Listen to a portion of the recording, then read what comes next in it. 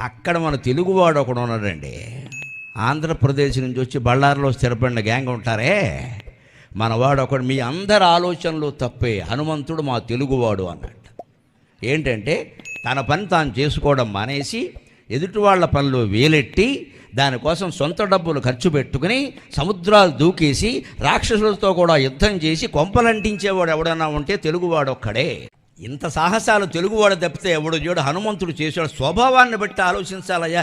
పేరును బట్టి ముస్లిం అంటారు, ప్రాంతాన్ని బట్టి తమిళ కుదర. స్వభావం మన తెలుగువాడి స్వభావం. మన పనులు మనం చేయం, ఇతరుల పనులన్నీ నెత్తిమి పెట్టుకుంటాం. మన భాష మనం మాట్లాడం, పరభాషలన్నీ మాట్లాడతాం. మన వేషం మనం వెయ్యం, ఇతరుల వేషాలన్నీ మనం వేస్తాం. ఇతరుల కోసం ఎన్నో త్యాగాలు చేస్తాం, మన కోసం మనం మొత్తం మర్చిపోతాం.